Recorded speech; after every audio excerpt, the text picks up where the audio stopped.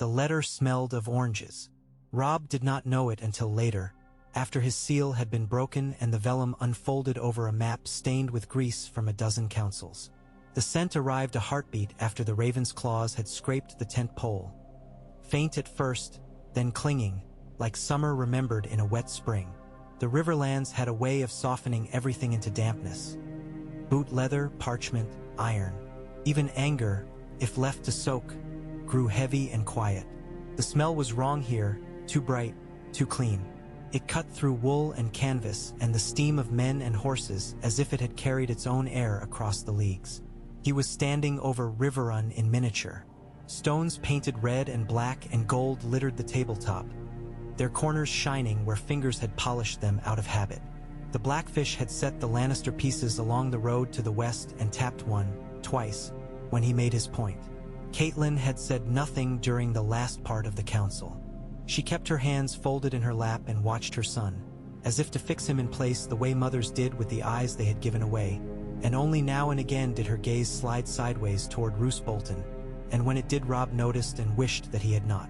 The messenger waited just inside the door flap. He was not clean, and that was right. A clean rider meant he had stopped, and a stopped message was a dead one. His cloak was a dun color that might once have been green, and it dripped in a patient rhythm onto the rushes that had been thrown across the floor to keep mud from swallowing a boot heel hole. His cheeks were burned where the scarf had failed him, and his lashes were bleached like a boy left too long in the sun.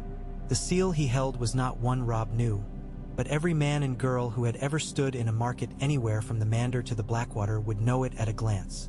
A son crowned with a spear. From Son's spear, the rider said, because his duty demanded the obvious spoken aloud. He had no more words. They were all in the letter. He held it out, and the tent, that had been breathing with the men in it, seemed to hold itself between breaths. Robb took the letter. His fingers were stiff with cold and callous, and the wax impressed under his thumb was the smoothest thing he had touched since last summer. Smooth as satin, he thought, as the inside of new snow where no one had trod. He could feel the eyes around him. The Gretchen's breath made little storms in the lamp smoke. Roose Bolton's eyes were as pale and empty as they always were, and for the 100th time Robb wished he could believe some sort of heat lurked behind them, even if it were the heat of contempt. Edmure was absent. A tightness passed through Robb when he remembered why. He unfolded the letter, and the tense warmth sprouted oranges. Prince Robb Stark, King in the North and of the Trident, the letter began, and the titles, which had been raised like a tower around him, felt suddenly like clothes he had put on in a hurry. The hand was clean and narrow, letters standing tall and precise like men who had learned to walk in sun-washed courtyards.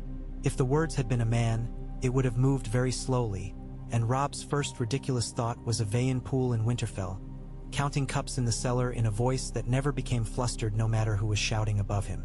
"The Prince of Dorne writes to you in good faith," it said, "and any heart that still bleeds for Princess Elia and her children must hear what follows." Robb read, and the map sharpened under his hands. Catelyn did not speak. The Blackfish's knuckles rasped once against the grain of the table where the paint had chipped away, and Roose Bolton, who had not been offered wine, did not ask for it. The letter did not flatter. It spoke of vengeance and of justice and made a careful space between them. It offered nothing outright. "Dorne does not bend for wind," it said. "It waits out the storm and rises when the air is still." But a wind had risen, it admitted, from the snows and the cold sea and the weirwoods whose faces had been carved by patient hands. The South had not forgotten the children dashed against walls, the woman whose body had been made a message. The letter did not say names, not where those names might be carried by any hand but the one it intended, but it did say this: "The blood of Elia of House Martell is a debt written in the sand with iron, and we have waited for the collectors to find their courage." It asked what Robb was, not what his banners proclaimed, but what his word could weigh against hunger and fear. It asked whether he could promise anything at all in a world that had taught boys like him the arithmetic of loss. It asked if the North, which had no ships to speak of and no gold that was not frozen into lakes and mountains, had the patience to make other men rich while it made itself thin. It asked whether he remembered his father's way of looking at a thing until it had no secrets left. It asked whether he meant to keep all his vows. Robb stood very still reading that part, and he knew his mother saw the small movement that went through him. He could feel her watching him without looking up. The tense canvas crackled as the rain found its new seams and forced its weight through, drop by drop. He knew the words that every lord there expected him to speak in answer. There were other words inside him too, coiled and tender and dangerous as young snakes. Words that had no place here and no sense. Words about a girl with quick hands and a steady gaze who bandaged him without fuss and smelled like hot wine and pine resin and smoke. He had never spoken those words aloud because he had not needed to.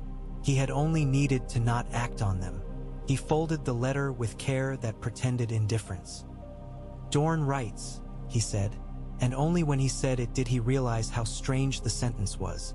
"Prince Dorne asks for a parley. That one waits," the Blackfish said. He had a voice that came from gravel and river-run mills. It polished whatever it passed over. "He's waited longer than most men have had to live. They waited while my father died."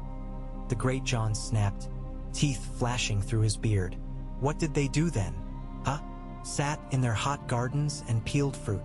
Perhaps they learned to peel," Roose Bolton said softly. "It is no small skill, my lord." The Great John threw him a look like a thrown mug. Roose let it pass through him. "If you mean to keep your sister," Catelyn said, her voice so even that its edges could have sliced cheese. "If you mean to ever see Arya again, and Sansa not in a Lannister gown, then any hand stretched toward us should not be slapped for the pleasure of the sound." "It could be a snake," the Great John said, because the world had given him such a gift and he would not waste it. "Stretched in a sleeve, all the better not to see the bite." "Snakes can be charmed," someone said from the back. No one turned to see who it had been. It was a Riverland's voice, tired but still bright with the habit of talking, as if the words would be heard by a fire. It died quickly when it realized it had been heard at all. "Dorne has reasons," Bolton murmured, as if telling the god of quiet that he remembered his offerings. "Allies in the south are rarer than water. If we make ourselves useful, they might too." The map lay between them like a patient animal that would not be moved until it chose to. Robb looked at it until he could count the miles without the stones. The road from the Red Fork to the sea, the way west through the Golden Tooth, the ugly smear of Lannister red that had been moved again and again like blood dragged by a boot. The south was not on this map. The parchment stopped short where the world, for their purposes, had stopped. He tried to imagine the Bone Way, the Prince's Pass, the peaks that dreamed their own glacial dreams far from any tree with a face carved in it. He tried to imagine sand that bit at a man's ankles. He brought the letter to his face again without meaning to and breathed the oranges. "Speak the rest," Catelyn said. Something in her changed, as if she had been holding her breath for all of them and had just remembered to let it out. "He did not send a raven to say we are handsome." Robb opened the letter against the table. The wax flaked under his nail into red crumbs that looked like some child's imagined blood on a snowbank. He read out the part that said Prince Doran would not trade his people for glory, that he would not be the first to set a torch to dry straw and then watch the barn burn from the wall. He read the part that said Dorne had an old quarrel with the Reach and that any plan that did not consider how House Tyrell slept would not live to see the morning. He read the part that was meant for him alone, but he read it anyway, because if he was a king then his mind was not his alone to hide. "You are very young, Robb Stark. That is not a sin. It is a wound, and if it is not to become a scar that makes you walk crooked, you must bind it with truth." There was a pause after he said it. It felt as if the words belonged to the tent now, like an extra man had been admitted, tall and quiet and not interested in being liked. "What does he ask?" the Blackfish said, in the careful tone he used for a horse he did not trust yet. "What does he offer?" "He asks for—" Robb stopped. He looked down, as if the words would have changed when he wasn't looking, as if his eyes had been playing some northern game with the ink. "He asks for justice in public and in writing. He asks me to name certain men and their crimes, to promise their punishment. He asks me to send an envoy south. He offers spears and riders and sand steeds that can run a day and a night without lather. He offers a road into the heart of the Reach if it comes to that. He offers—" He lifted the parchment again. "To bring the viper out of his den." Catelyn's hands moved then, very briefly. She smoothed her skirt, the way a woman will smooth a bed that a child has jumped on. "Oberyn," she said. "Snakes and smug." "Then," the great John muttered, but there was unwilling respect tucked into the groan. He had heard the tales that every campfire sharpened and served again. "We would do well to remember," Roose Bolton said, "that a viper does not strike unless it chooses to. Many men have stepped within reach and lived to tell a story. Many men have stepped and did not know they had done so." Robb folded the letter a final time. "We will answer," he said. He felt the words drop into the world and sink a little, the way a stone does when cast into a river that you've misjudged for shallows. "We will invite Prince Oberyn to Riverrun. I'll have the words written." "You will have your words written," Catelyn said. "And you will keep the ones you already have." There was no one in the tent who did not think of the twins when she said it. The map did not show the twins either, unless you counted the thin line drawn through and redrawn where the river had to be crossed. Robb had dreamed of planks banging under the hooves of his father's horse when he had been small. The twins were a story then. They were less kind in person. Lord Walder had sent a letter as well, written in a hand like a rooster's scratch, reminding a boy that all men were only as good as the last promise they kept. Robb had made his promise in the clear, cool light of a bridge that had been guarded by men whose names he had forgotten as soon as they spoke them. He had meant it then. He had meant every oath he had said since. Meaning had not stopped meaning from being complicated. "We will cross," he said, "by the bridge we paid for." "That price is due," Bolton murmured, and the word due hung in the air, cool and clean as a knife taken from snow. They sent the reply with haste but not with hunger. A boy who ran too fast with a kettle scald. Ate himself with his own soup. The ink had to be settled so it would not smear, and the seals had to cool. A king whose letter left its mark on his own sleeve did not know where the lines were drawn. Robb put his name to the words about kinds of justice and kinds of war and which was which. He did not make poetry. The men of Dorne could make their own if they came north. He would not send it in a raven's beak to be eaten along the way by rain and eyes. Night fell in that slow way the Riverlands had, as if it had thought better of it and then resumed out of stubbornness. Tents took on their second shape when the lamps were lit, and men's shadows became girls and boys again, and then old men when they stretched across a canvas that gave back no laughter. Robb ate in his mother's tent because he remembered to do so. She had sent the bread she had saved, and it was still warm, wrapped in a cloth that had been washed so often it had no color left. The stew was thick because it had been made by women who had nothing to do with war except to feed it. The talk was low, crossing back and forth over the meat and the brown gravy like the paths of midges over stagnant water. Catelyn waited for the squires to pour and leave and pour again and leave again. Only when they had did she say his name as if it had just occurred to her that she had given it to him. Robb. He could be anyone in the tent when she said it like that. A boy who had torn his hose climbing in the godswood. A young man standing in a hall far to the north with all the light swallowed by tapestries. A king reading a letter that smelled of oranges. He set down his bowl and made himself not stretch his shoulders to ease the ache that ached in a way that felt too much like a complaint. "He asks you to keep your oath," she said. "He asks you whether your father lives in you when the night is dark and the men around you are all too busy being hungry to know what hunger means." "I kept." He began, but she lifted her hand and the gesture was as familiar to him as his hand itself.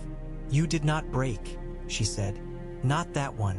You kept it when a girl looked at you in a way that would have broken any man whose heart had been made in some other place. You remembered Winterfell." She did not say the girl's name and neither did he. The quiet between them sucked up anything that might have been blurted, and he wondered if there was a trick in the tense, a charm that his mother knew, that could pull names back into throats. "I will marry at the twins," Robb said. He could feel the room settle upon those words like a body upon a bed that had been made and remade for it. "I will marry a Fry girl and take my men back across, and we will not die at a crossing. We will do our dying elsewhere, like men with the decency to pick our ground." He lifted his cup, looked at the wine, set it down again. "And I will write to Dorne and ask for the viper and for spears and for something other than rain between us and our justice." Catelyn touched his wrist, briefly. "The justice is not just yours. Remember that when a viper speaks, your father would have." "My father died because men thought being careful meant being weak," Robb said, and the words slipped out sharper than he had wanted. They left a mark on the air that he regretted and did not apologize for, the way a bridle leaves a mark on a horse's cheek. He saw her flinch and saw her master it instantly and felt he had done wrong to see it. "I will be careful," he said, and tried to make careful sound like something other than fear. "I will be like him." "You can't," she said, and not unkindly. "You can be only Robb, and that is either enough or we must all go home." Her mouth twitched.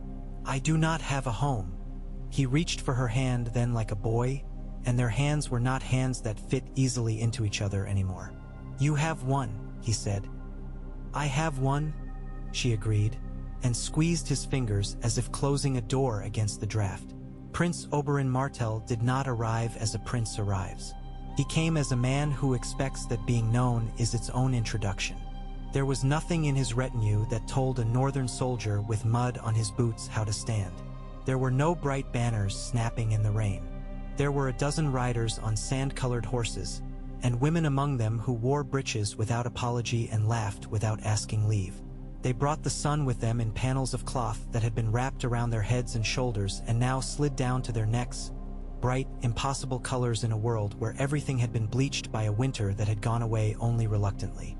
Oberyn himself wore a long coat that would have been too much in any other man's keeping. It was cut thin as a knife, and it moved like a lie that has learned to live honestly.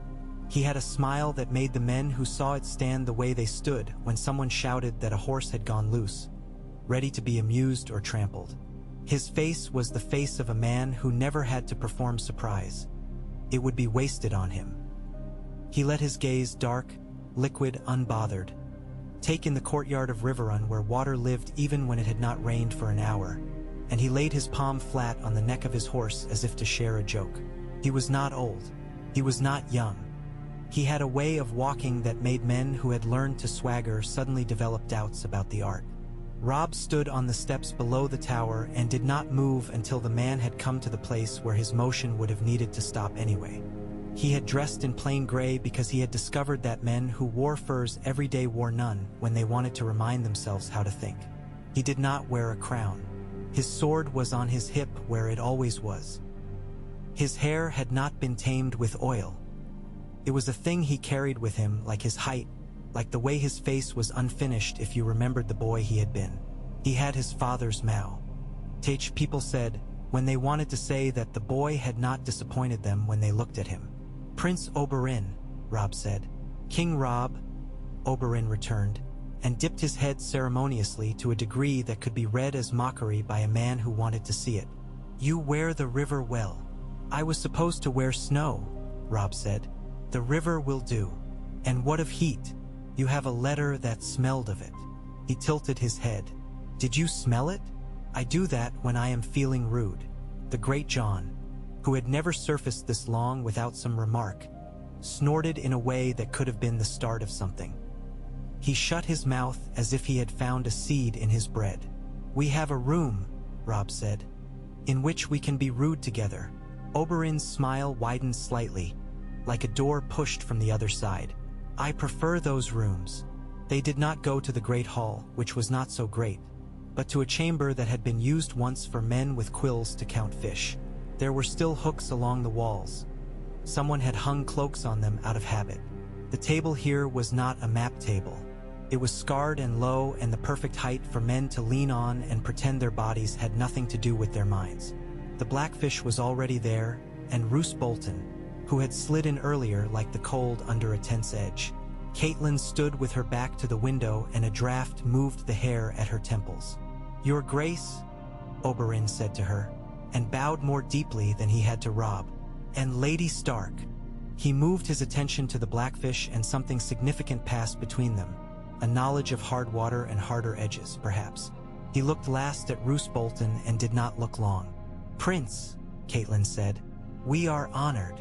We are interested, Oberyn said cheerfully. Honor is for after, and rudeness for now, the Blackfish said. Let's have it, then.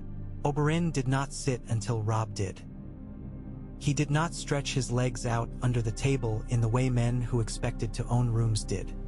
He sat like a man at a friend's hearth and watched the flames and said what came to him. My brother writes letters, he said, and they smell like fruit because he sits where trees make it. He means all his words. That is the most dangerous thing about him. I mean some of mine. That is the most useful thing about me. I have not found people who say such things precisely to be useful, Roose Bolton said, almost gently. Useful to themselves, yes? Oberyn tapped his finger lightly on the wood. His nails were very clean, and Robb noticed this and did not know why he had. I suppose you would not, Oberyn said, but we are not sowing. We are choosing whether to spill or to keep. He turned to Robb. You have chosen to keep your oath at the Twin Towers. Robb's shoulders stiffened very slightly despite himself. Yes. Good. Your men have no jokes left about it. They always have jokes, the Great John said from the door. He had not been invited, but no one had thought to ask him to wait. We make them, you see, if the room is empty. And you have sent for me as if I were a cup you mean to fill. I sent, Robb said, for a man who might tell me whether his prince will send spears. He will, Oberyn said, for a price. And the price is? To hurt the right men in the sight of everyone. There are many right men to choose from. I have a list. Oberyn's teeth showed. You and I can recite it. My brother has one too, but it is shorter. He thinks that makes him elegant. I tell him it makes him late. Catelyn's hands folded themselves. He asks that we pledge the punishment of those who, words were stones and she had learned to count, did certain deeds when King's Landing fell. You see, Lady Stark knows how to talk in a room with hooks that used to hold fish. Oberyn's voice lightened. He wants names. I want heads, but I settle for names when I have to. I am a reasonable man. Robb looked into his face. He had learned to watch eyes and mouths separately. Oberyn's mouth was made to shape jokes, but his eyes were quick as knives laid out on a table, ready to be chosen. Say the names, Robb said. Oberyn raised his hand, palm up, as if asking someone to place the day upon it. Ser Gregor Clegane, he said. Tywin Lannister. And the words turned the air a different color. Amory Lorch. Rafford the Sweetling, who was neither. Men you can find. Men you can promise. He tipped his head. You have one of them already. If rumors mean anything, but rumor is a grin without a face, no? We had him, Catelyn said. We did not keep him. She did not look at her brother's chair. There were reasons. Ah, Oberyn said, and did not press. Well, Dorne will not weep for that man if he never grows old enough to lose his teeth. Dorne will not weep for any of those men. We will weep for the woman we loved who died with her child in her arms. We will weep for the other child as if she were a star dropped into a well. We will weep and then we will cut.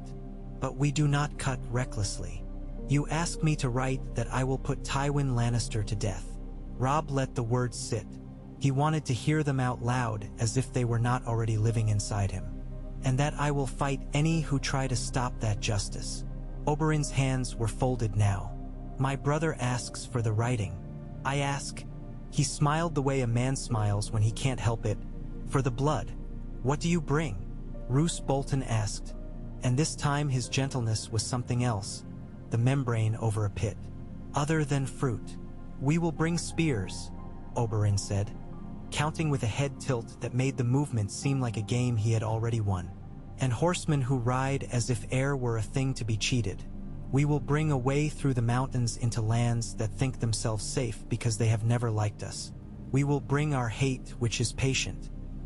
It is a good thing to bring to a war patience. Your north has the same. That is why I see me.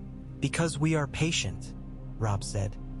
He felt impatience like a hot coal, then quick and shameful, as if he had said the wrong thing to a priest. Because your patience is not the kind that sits, Oberyn said softly. It is the kind that grips. The South needs that now. We have had enough sitting. The Reach thinks we are soft because our fruit is ripe. The Westerlands think we do not count because we count our dead quietly.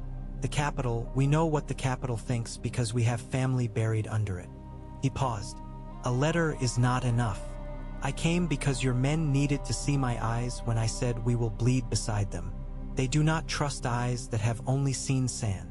They trust them less when they have seen betrayal, Caitlin said sharply. Do they? Oberyn's gaze flicked to her and then back. And yet they trust you. Curious. There was a brittle little noise in the room and Robb realized that Bolton had set his cup down without meaning to.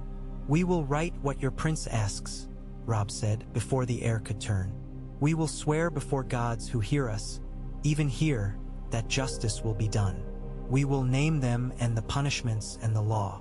You will take that home and bring your brother to give me his hand. Oberyn's eyebrows rose. You are ambitious. I am pressed, Robb said. Your spears will not fly to Riverrun by themselves. Your horses do not gallop on water. If you come, you must begin soon.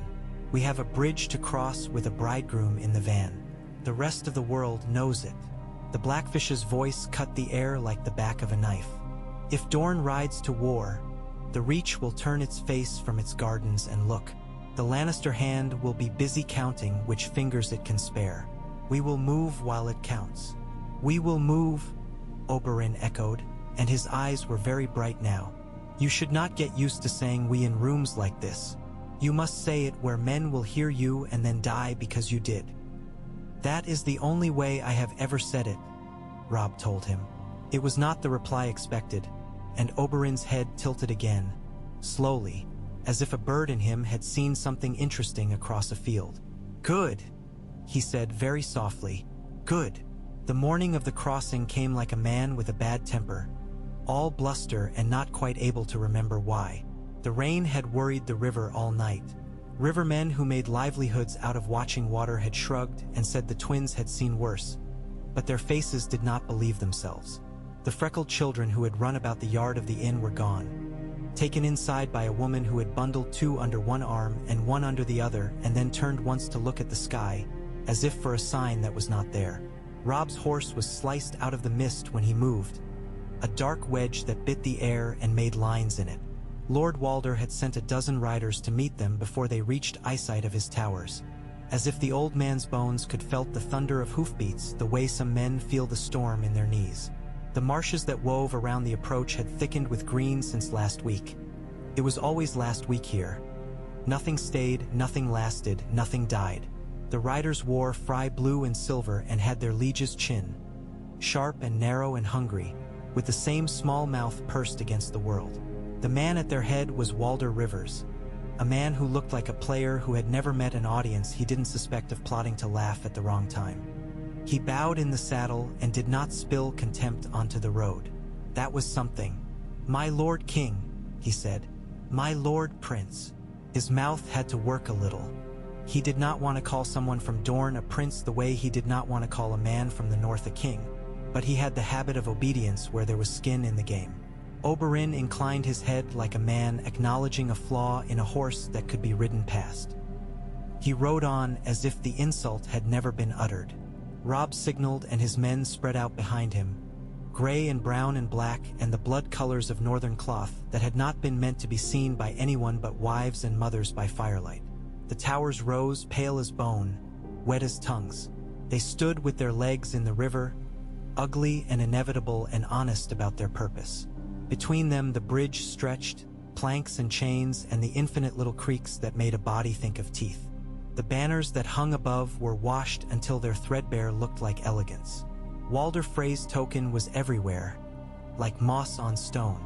They were received with the structures of courtesy that Lord Walder's house could still put together when put upon by necessity.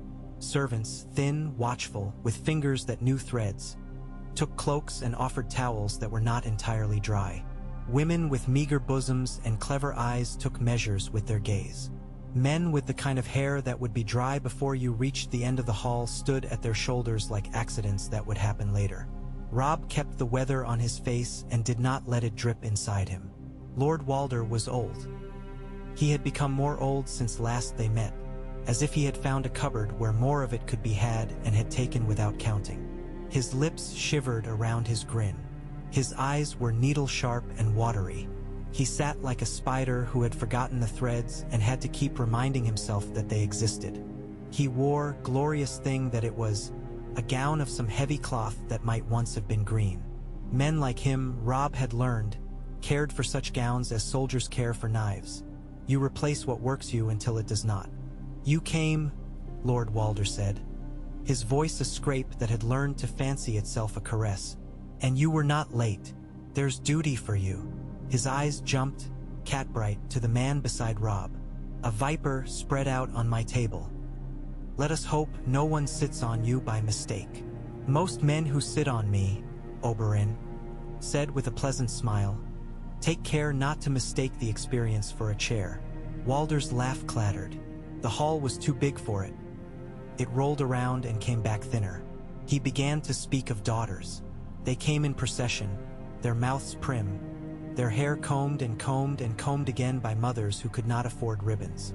Rosalind was not the first. She came like a pause between louder statements, a girl who would have been pretty at a country fair, with a kindness in the way she held her mouth as if that kindness hurt her teeth. She curtsied and kept her eyes down, and when she raised them briefly to look at Robb, he saw the quick flare of panic there, because she knew the weight of a word that would follow this day for the rest of her life like an obedient dog with a mean streak. They are all prey, he thought, and then hated himself for thinking it. He bowed to her, not deep, but attentively, as he would have bowed to any person whose hand he would be taking in the dark. The ceremony itself was a small piece of history, and Walder made it smaller by counting. He counted the guests while they stood. He counted the witnesses. He counted his daughters under his breath as if they might be stolen. Robb said the words. The old gods, who stood wherever there were trees and eyes, were not here. There were beams instead, and all the sap had been cooked out of them 100 years ago. A septon murmured around a prayer that was as good as any other and just as poor. Catelyn stood silent and straight, her face a careful house with all its shutters closed. When it was over, Walder kissed his new daughter on the forehead and presented her as a thing he had made with his own wits. The feast that followed tried to be a feast. Trenchers were slid across to men with codfish withered at the edges. There was music that had more heart than skill. There were toasts to couple and king and lord and god. Wine was poured. More than Robb had expected, less than the great John would have liked. The laughter came on stiff legs. Then slowly it loosened. The Fry girls began to whisper to the northern women about sleeves and stitches. Women will find their way to speaking of cloth even at a gallows. The men began to thump the table when a tune came up that had traveled this far from some village where wheat grew easily once and might again.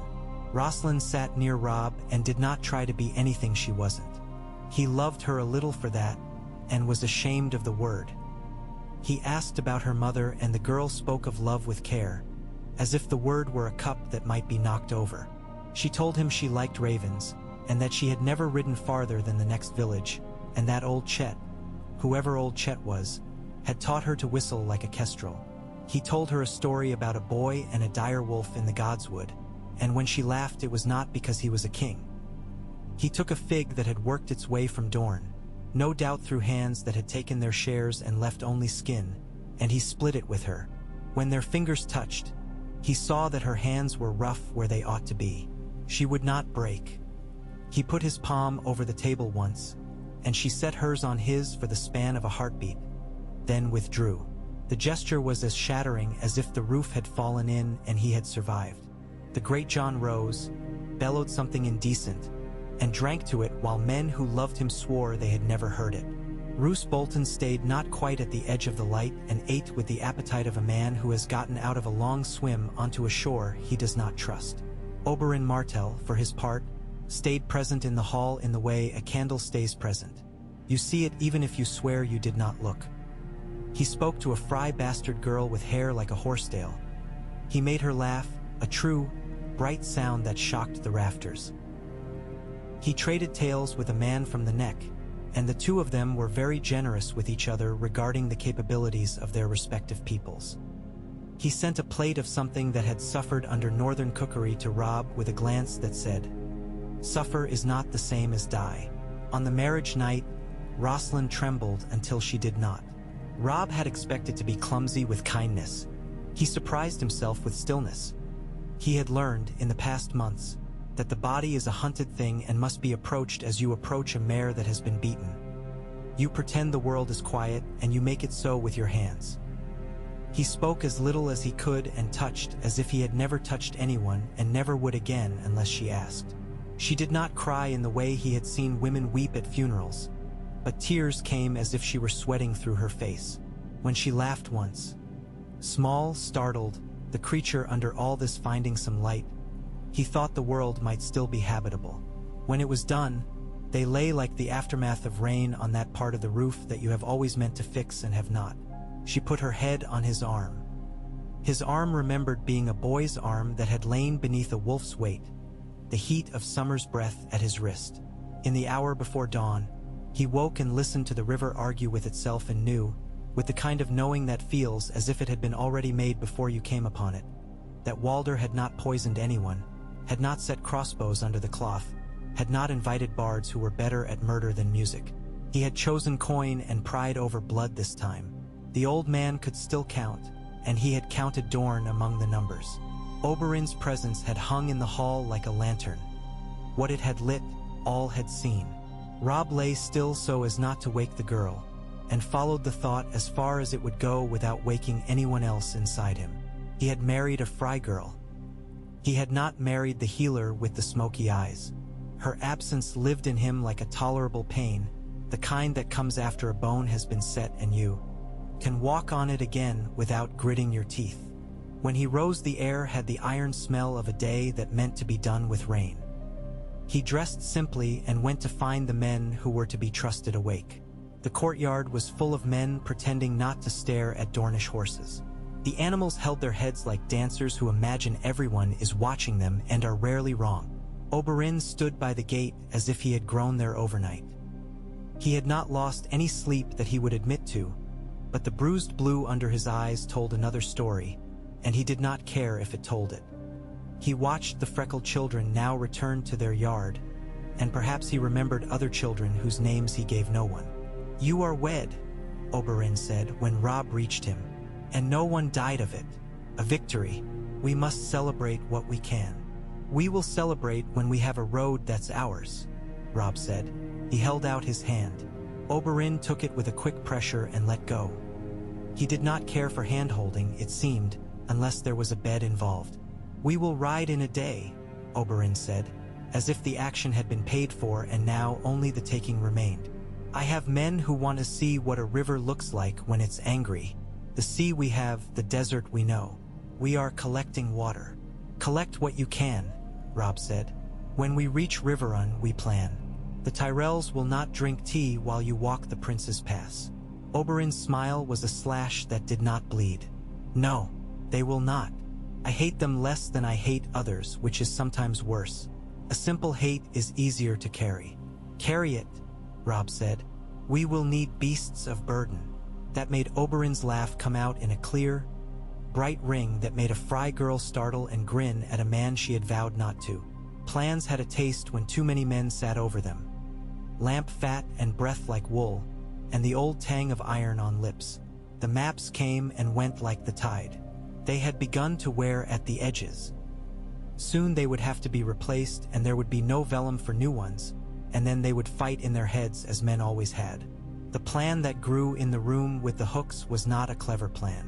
Robb had learned to distrust cleverness. It always wanted to be thanked and then punished you when you forgot to do so. This was a patient plan, a plan that took the shape of a road. Dorne would not march to King's Landing. They would not throw themselves on the walls so that the city would be able to sing about them later. They had friends or enemies they could make groan in the marches. The Fowlers knew the gullies and the tricks. The Danes had swords and stories. They would move up the Boneway, a dagger lifted from a sheath that everyone had agreed was ceremonial. And when their presence tugged at the gaze of the Reach, and the Tyrell knights began to turn their faces from the city to their gardens, Robb would move west like a man who has found the gap in a fence. The Lannister heartland had grown used to having its heart inside the city. They would make it beat where it lived. He did not dream of King's Landing. He did not dream of the throne. When he slept, which was not often, he dreamed of ice that made a sound when it broke that you could feel in your teeth, and of the godswood at Winterfell where the face in the tree had been patient with a boy who did not know yet how to empty himself of noise. He dreamed of his father's hand on his shoulder. It was weight without any intent in it, and that was the point. He woke with the weight gone and reached for his sword as if it could lean on him the way he had been leaned on before. Letters went out. Letters arrived. Many smelled of nothing. Some smelled of secrets. Doran Martell's second letter came with more oranges, and with a line that Robb read to himself and not aloud. The South knows better than most that one can die by thirst. It is possible to drown too if one is not careful. He memorized it and then put it away like a stone in his pocket. He promised the names in public. A small hallful of riverlords stood and witnessed and went back to tell their people that this boy had done what no one had asked a boy to do since old stories became old. The names on the page were clean. The man who wrote them had scoured his mind of poetry first. A writer came from the Vale then, and left again with disappointment. Lord Nestor would see his note passed, but the Eyrie was winter even in summer, and Lisa did not feel the cold like other people. Robb folded that absence away. He had stopped waiting for his mother's sister when he had been waiting for a different woman at a different door long ago. You cannot call to a mountain and expect a reply. Reports came in from scouts who had trailed like hair in the wind along the margins of the Westerlands.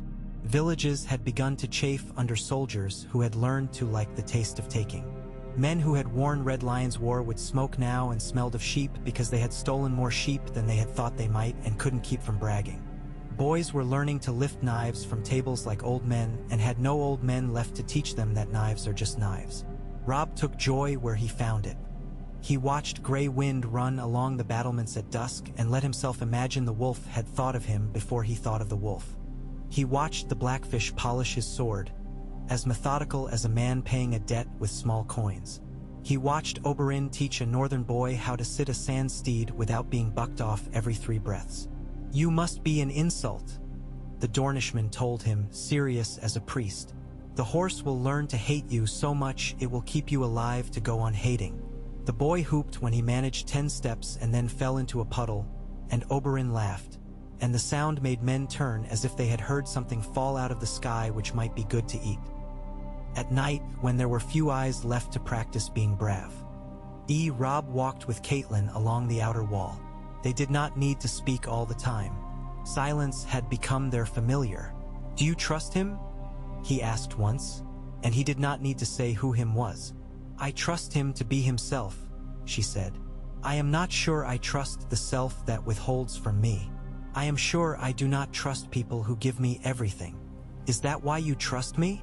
He tried to make it light and failed to give it any air at all. "Yes," she said, and then, after a pause filled with water, "and because you are mine." He leaned into the wind so he did not have to lean into the words. When the Dornish riders left Riverrun in earnest, the townspeople came out to stare. Children pointed. Their mothers let them, and their fathers pretended to scold. Bands of color like ribbons and flames flickered along the road. The sand steeds moved like water with a mind.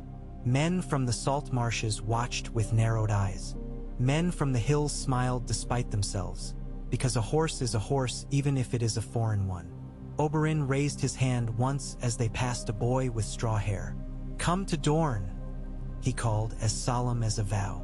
"We will teach you to be rude." The boy blinked.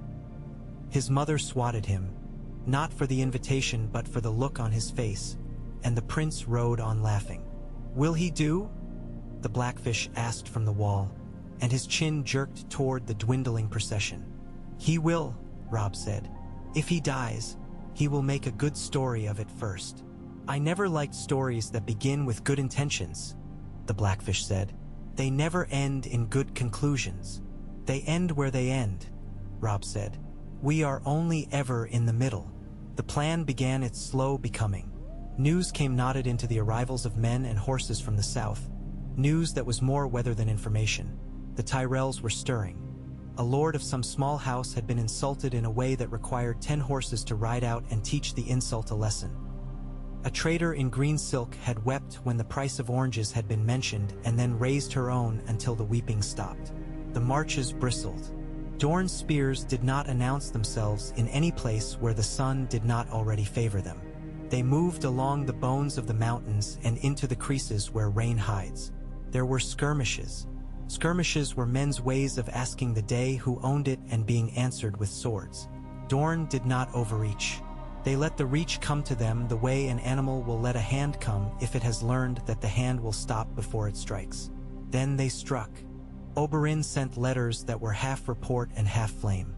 Once he sent a scrap of cloth that had been part of a Tyrell banner, and on it, in a hand that was messengers and not princes, there was a single line: "The rose bleeds from its thorns as well." Robb showed it to the Great John, and the big man roared with delight and pinned the scrap to a beam with a knife and then forgot it there until a Riverrun servant took it down, smoothed it, and tucked it into her bodice as a charm. A winter blue morning, Roose Bolton came to Robb with figures and a face like paper with all the ink bled through. "The men from Carhold are sullen," he said, and the word sullen made Robb want to throw something. "They think their lord was treated too harshly." He did not say their lord's name. That silence had learnt its way into the daily speech of the camp, the way a thorn learns its way into the sole of a boot until a man walks differently and cannot remember walking any other way. They will follow, but they will look sideways while they do. Sideways is a poor way to walk. "Let them look," Robb said. "Better dealt with now than later. If I had chosen not to." Roose's mouth did not move, and somehow that was as expressive as a groan. "We all had a lesson," he said mildly. "Some of us learn. Some of us choose not to. It is good to know the difference." "How many lessons have you learned, Lord Bolton?" Robb asked and smiled without smiling. "Enough to expect rain when I smell it," Bolton said very pleasantly. "And to know that men who carry torches do not always hold them in front of their own faces." Robb watched him leave and wondered again whether men like that kept their blood cool on purpose. Perhaps it was a craft. Sometimes he fancied he could see the stitches in Bolton's words, where they had been sewed into civility. He went to the yard where Oberyn had taught and watched the boy now sit a northern horse like a better insult to it. He watched Rosalind, quiet, curious, as she learned the names of women who had come to the camp to cook and to wash and to live in the space that opens up beside war like a shadow beside a man. She had taken to the life with a steadiness that impressed him and appalled him by turns. She had a voice that soothed fright horses and men who were younger than they would admit. When she asked him where his wolf had gone when he was not looking, he told her, and she nodded as if that had been the answer to any question. "You will be kind," she said quietly once, out of nowhere, in that way that tells you a thought has been working since morning and has just now made itself a sentence. "And you will be cruel where kindness is a lie." I don't know if that helps anyone, but it helps me. He did not know what to do with the gift of those words, and so he kept them as if they were a coin he might one day give a poor man and then find he had become himself. When the raven came with a scrap of parchment marked with the lion's red, it landed on the parapet and set its claws as if to gouge the stone. The boy who took the message let out a silly little sound and then swallowed it, and Robb felt tenderness for him that he would never show. He broke the seal and read a hand that was so proud it had learned to be small. Lord Tywin would have the North know that the West did not sleep while desert men threw sand at their table. Lord Tywin vaut. Uld have the Riverlands know that no tax levied by a boy would save their little houses from fire if they chose to feed wolves. Lord Tywin would have Dorne know that it had not been his blade that killed a princess. He was so certain in the lines that Robb could hear the scratch of the quill, the impatience when the ink did not flow fast enough. The letter was a brick thrown through a window in a poor neighborhood. It was meant to say, "I can replace the pain by breaking it." It was not signed with love.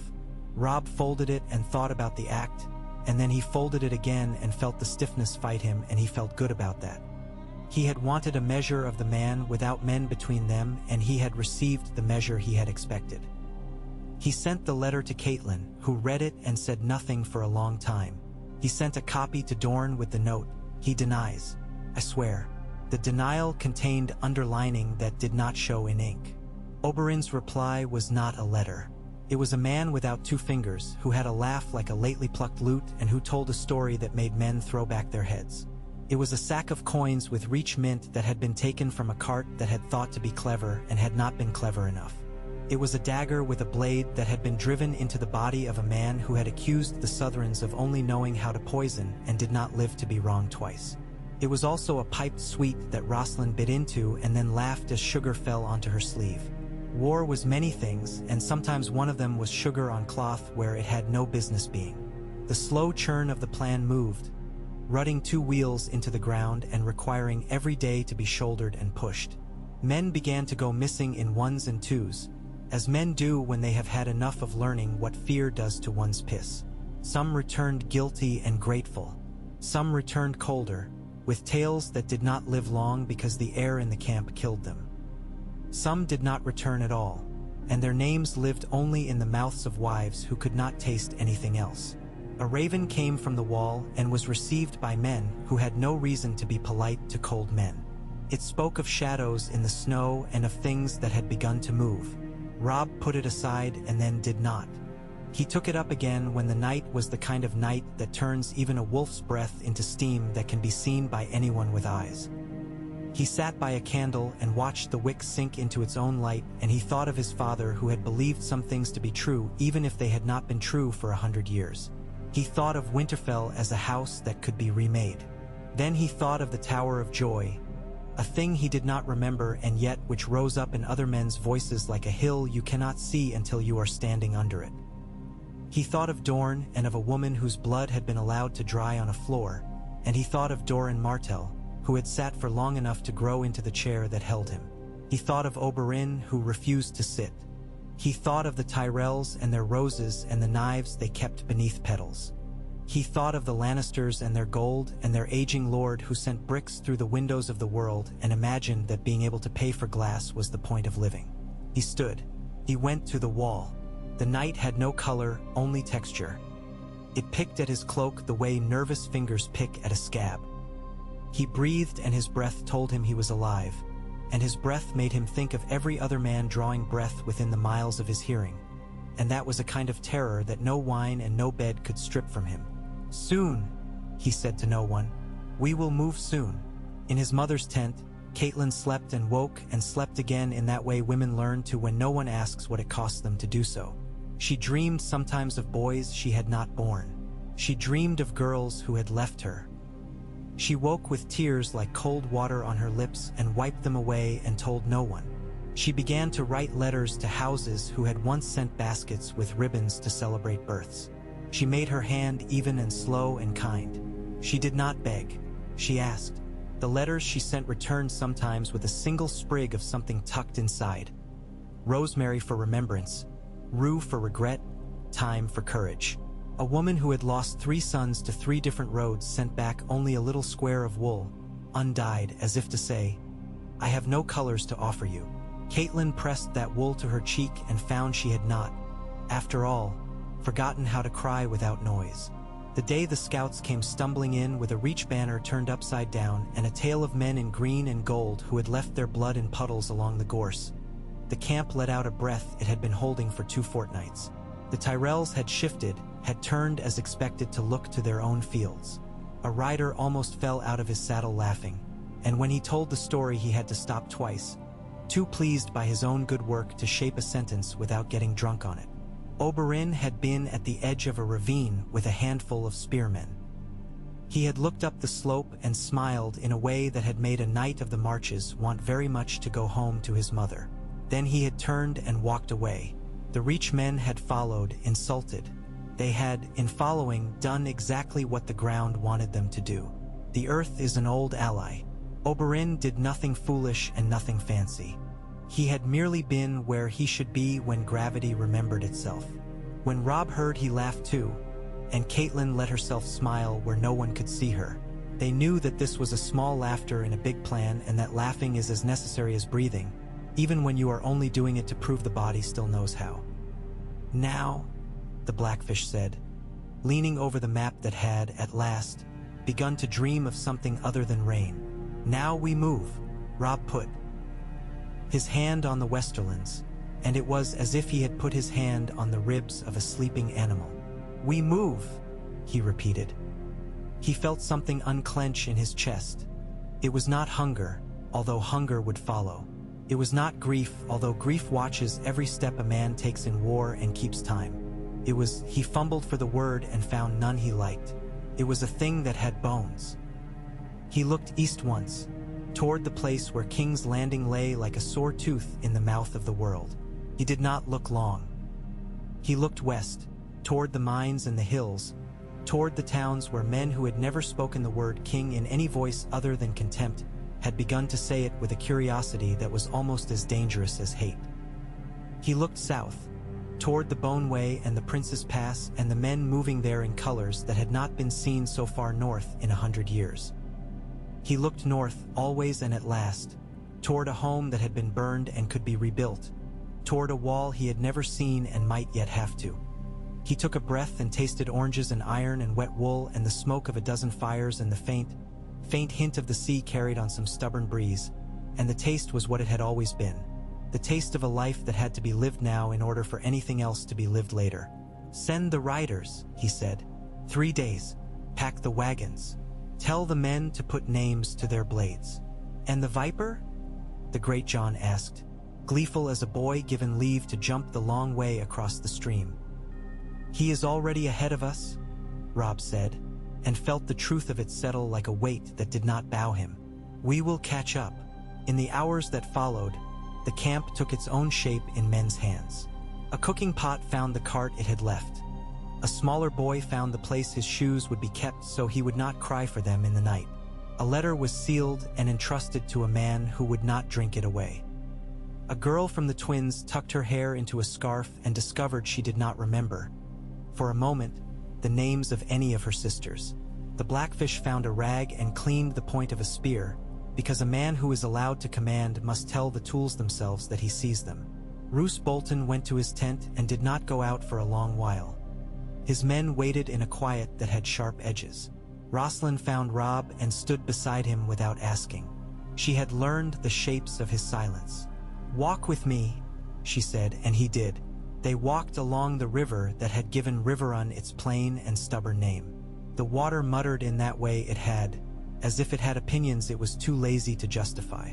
Geese cut a pattern across the surface and then rearranged it, dissatisfied with their own art. A boy from the north laughed and tried to pick up a fish with his hands and fell into the shallows with a splash that baptized him a fool and a soldier forever. I never thought I would have a husband, Rosalind said after some time. I thought I would be the aunt who stays and makes the dough and never gets her apron clean, and that an idea would be my only child. She smiled to herself. I like ideas. They listen. He did not know what to say that would not be cruelty or untruth, so he told her about a winter once in Winterfell when the snow had come early and the boys had decided it would be the making of them if they dragged a feast table out to the yard and ate on it until the wolves came. We were fools, he said, but the wolves did come, and they ate with us, and I think that is why I am a man and not something else entirely. She laughed. The sound braided with the river's voice. For a moment the world was only that. A man, a woman, water, air, voices. Then the horn blew from the wall and the world put its other clothes back on. They turned and walked back, and he thought, there is more to come, more than any one body can carry, and that is why we have people. He had a wolf. He had a wife. He had a mother. He had a map. He had an enemy. He had more enemies than he had friends, and that was the mathematics of kingship. He had a vow he had kept. He had another he had made. He had a letter that smelled of oranges. He had a viper at his back. He had, above all, the day that lay before him, which was the only thing any man has until the night comes and asks gently whether he has done his best with it. He closed his hand on the air as if to grip something, and came away with nothing, which is the same as everything if you have learned how to use it. He went to his men and spoke, not loudly, but in the voice they had learned to hear. The camp lifted itself like a creature stretching, and then began to move. The river went on speaking its mind. The sky, indifferent and useful, made light. Somewhere to the south, a man who had made his life out of being right laid another brick on a wall and did not look up. Somewhere to the west, a boy in a village put his ear to the ground because someone had told him once that you could hear armies coming if you did, and he wanted to say that he had done it even if he heard nothing. Somewhere to the north, a raven took wing because it had been born to do so, and its beak knew where to go even if its mind did not. Robb Stark rode out of Riverrun with a fry wife and a wolf and a plan and a promise written so clear that it cut the eyes that read it. The road waited. It did not need to do anything else. They left the castle with the patience of a creature uncoiling. The road west took the weight without complaint. Carts creaked like old men getting up in the dark. Hooves made a steady grammar on the hard ground, and between each hoofbeat there was room for thought if a man was foolish enough to think. Far ahead, the riders that went like a scent on the wind were already at work, closing their fists around small things that moved and seeing what fell out when they squeezed. Robb rode at the front only at the start of each day. Once the shape of the march set, he fell back and moved along its length like a hand running down a loom, finding snags, pulling them straight. Men looked different when they walked beside their beasts rather than on them. Their swagger fell into their stride. They became part of the road. He liked them better that way. He liked them best when he didn't have to like them at all, when they were at their work and not performing for each other's eyes. The Northmen chewed on hard bread and opinions with equal force. The Riverlords watched the weather as if they could count rain like coin. The phrase, "new brothers by law," kept quiet. The quiet of men who know their house has become a tent in a wind and are waiting to see which pegs hold. Rosalind sat a small mare as if they had come to an understanding. She did not protest when the wind found the seams in her cloak. She asked questions in the tone of someone gathering materials rather than begging favors. How long will we go today? Where does the river bend again? Which bird tells you there's water when the ground lies? A woman from Seagard rode near her and taught her songs men picked up when they were too tired to sleep. Rosalind learned them quickly and sang low. Once, when she came up beside Robb, she asked softly whether the wolf tired of the smell of leather and men and smoke. He glanced to where gray wind ghosted the ditch and never quite left the edge of the column. "He knows what feeds him," Robb said. "That isn't what I asked." He took a long breath that tasted of wet clay. "He tires of us all the time." A small smile tugged. "He stays anyway." In the evenings, the camp settled into its old self with the efficiency of a habit that had outlived 3 commanders and meant to outlive this one.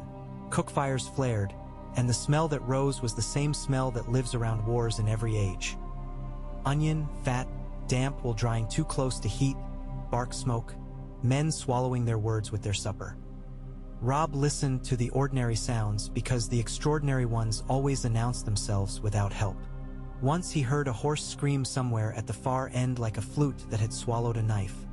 He moved toward it before the sound had quite died. A farrier stood in the glow of a lantern with both hands red up to the wrists and looked at him with the blank look of a man who had done what could be done and was waiting for the world to admit it. Robb stood beside him long enough for the man to feel that the standing had a point. Then he moved on. Caitlin rode in a covered cart at first and then refused it. "If the gods had wanted me to lie down and be dragged," she said, swinging up with the help of a strap and a freckled squire who adored her, "they would have made me a log." She sat her gelding square and quiet and did sums in her head. When men came to her with small disputes, there are no small disputes in an army, only disputes that decide to remain small if given the right words. She put a hand to the air, steady as a post, and watched until they remembered their manners. More than once, she set her palm on a child's head on the road and left behind a warmth that held for the rest of the day like a hot stone under a blanket. Roose Bolton kept to the shadows of the march the way lichen keeps to a stone. His riders came and went like forgotten thoughts. When he spoke, his voice ran over the surface of things and left no mark.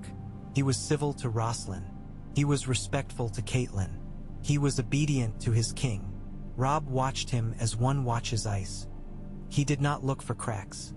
He looked for reflections and what they did to a man's face when he thought he was simply being seen. The letters from the south found them on the 2nd week. 3 ravens on 3 mornings, as if the day had decided it needed a pattern to trust. The first bore a hand that belonged to a maester who had grown old in a seat with windows looking over gardens. The reachmen had shifted. 3 houses had called their banners to their own borders. Men in green and gold had slipped like moss down lanes that had not seen soldiers since the last time the sun had turned cruel. The second letter smelled faintly of oil and of skin put into it by fingers that had not been taught to speak softly. Oberyn's lines were short. We bled them at the bend. The sons of Lord Caswell ride like men who want to be poems. We obliged them. We took their horses while they told us about their fathers. I eat well. Tell your mother I have met 2 women who would enjoy insulting her more than any man I know. They say your wolf is handsome. Tell him I am prettier. The third letter ran like water over stone. Dorne wrote of the difficulty of sending heavy aid through narrow passes, of keeping supply against weather that had no interest in anyone's plans. He wrote, too, about patience as if it were a tool you sharpen like any other. The last line was a brick tucked into velvet. I ask again that you keep the promise in public as much as in your heart. Robb kept it. He had already kept it. Sometimes keeping a promise means saying it out loud again and again until it becomes an object in the world like a cart you have to walk around to keep from stubbing your toe. He said the names when there was a crowd. He said them in the clear air of a market square and in the low brown air under a barn roof. The names were iron and rust both. The men who heard them did something in their faces that wasn't quite relief and wasn't pleasure at all. It was the look of men who have been given a knife with the condition: use it properly. A week later, a Lannister party rode into their path as if they had been drawn on the map wrong. They wore red, because vanity is often mistaken for courage. They carried their lances upright as if the sky had time for them. A hedge had hidden their approach. A ditch had been mistaken for a dark line and not a hole. Robb watched the first of them check his horse when the ground pulled its trick. Kay and then watched the men behind him fail to read the lesson. The first fell with a clatter that made 3 of his fellows laugh. The laughter snapped off when the second horse went down and the third. Gray Wind was already moving. The wolf flowed into the sudden mess like water into the bend of a river. He brought down a rider as a dog would a stag, and the horse skittered off screaming, and that sound set others dancing. The men of the van did their work without any shouting. The work looked like nothing until it was done, and then there were bodies on the ground and reins dropping like dead snakes alongside fallen boots. Robb did not draw his sword. He held the bridle and kept the column from collapsing. When it was over, the Great John wiped his blade on a dead man's cloak with an air of regret that it could not be a Lannister banner. He looked at the faces and shook his head. "Boys," he said. "Boys dressed in their father's words." There was one man not a boy. He wore no red, only good leather and a chain at his throat that was too showy to be a maester's. He had not fought. He had watched like a man watching a trade done badly that he could have done better himself. He looked at Robb as if disappointed in the day. Bolton's pale eyes slid to him and away again. The man raised his hands. Iema se aizmiat. He spoke with care, placing his words as if he had counted them. "I was not sent to fight. I was sent to see." He gave a half smile. "I have seen." His gaze went to Grey Wind and stayed there. "That is a large dog." Robb tilted his head very slightly. "You are a poor liar, Ser Harrys." "Sometimes the poor lie to keep from dying," Ser Harrys said equably. "I lie to keep from telling you who wrote my instructions." "I could guess," the Great John muttered. "I don't think so," the man said and let the smile fall. "The hand that wrote wants to know whether Dorne rides for you. He wants to know whether you mean to go west in truth or are simply making noise here to keep the people in the city from hearing the other noises louder." He flicked a glance at Robb's boots. "I have had worse mornings. I have had better. I might have another if I answer well." Robb signaled, and the men took the man's chain and sword and did not bruise him while doing it. He did not give the man either fear or permission to feel brave. He sent him back under guard to be used later. Information is a crop. You don't burn it before you've found what it grows into. They marched. The border of the Westerlands does not look different when you cross it. There is no line scraped into the dirt, no ridge that announces itself. What changes come slow to the eye and quick to the body. The ground slants in a way that asks for your calf muscle. The air has a faint metallic taste even when you cannot yet see the seams in the hills. Villages grow a little leaner. Fences go from wood to stone more often. Men look at you from their doors with that Westerland stare. Narrow-eyed not because they hate you, but because they have had their eyes narrowed by the habit of counting the day in daylight's coin. They came to a village near the road to Ashmark where men had left simple messages in the way they stack wood. Not much left. We have had enough. We do not want to feed you. The stacks were neat enough to look defiant. A woman stood with a spindle at her door and did not stop spinning because that would have been a concession. Gray wind padded to a stop near her and sniffed, the way a beast will look for news in the sweat and oil of a palm. She put out her hand without looking down and let him take the scent. "We are not here to empty your pots," Robb told her. "We are here to empty someone else's." She made a small movement with her mouth that was not quite a smile. "You will all say that," she said. "If you would like to pay for milk, we have milk. If not, we have stones." She nodded toward a small boy with a basket full of them, each chosen and washed clean of mud. "I will pay for milk," Robb said, "and for bread." He took off his gloves slowly, so no one watching would think anything was being done quickly, and he placed coin into the woman's hand. She felt the weight, and it was enough of a weight to tell men behind him how the rest of this would go. He waited for the boys who carried barrels to move by without being jostled. He waited for the old man with the cart to go first where the road narrowed to a chicken track between hedges. Men saw him waiting and learned from it what he wanted and what he would not give them leave to do. They reached the foot of the hill where Ashmark's watchtower blinked in the pale sun and found 3 Lannister men with a white cloth pulled through the loop of a spear. The cloth was too clean to be honest. The men's faces looked hopeful in the way faces do when hope is the only plan they can afford. "We want to talk," the oldest said, and licked his lips after the wanting as if he had tasted something bitter. Robb let the blackfish do the talking. His uncle had a way of speaking to men on the cusp. "Then talk," Brynden told them. "Talk and make it quick. The day has other business." "The gold train is due from the west," the man said. "Tomorrow or the next. We saw it last market day. We can tell you where the road is soft. We can tell you where the turn will put them with their backs to the wall." He swallowed. "We have daughters in the village, my lord. There are men who told me the names of my daughters with their mouths full in the inn 2 nights ago. We made a choice. We are tired of watching men choose us and call it justice." He looked at Robb then and did not flinch. "You will kill us if you must. They will kill us if we do not. We would like to live long enough to see the faces of the men who come for what we do not have." Robb heard Catelyn's breath beside him and the small shift of Roslyn's saddle as she leaned forward to see the speaker. He thought of the promise with the names and of the way it had felt in his mouth. He nodded once. "Show us the soft turn," he said, "and then go to your daughters and tell them to put water on for soup and to draw no ale for men wearing lions." They did not smile. They moved like men who had found a tool and preferred work to celebration. The ambush was a sober thing. There is nothing clever about letting weight overtake itself. Robb put men on the flanks and men behind the bend and men on the rocks with ropes to snatch at wheels. He put a line of spearmen where the wagons would slow. He sent riders far up the road to make sure the thing he had been told would come would come. He set Bolton with a band of bowmen on a little rise where the road turned its head to sniff at the hill.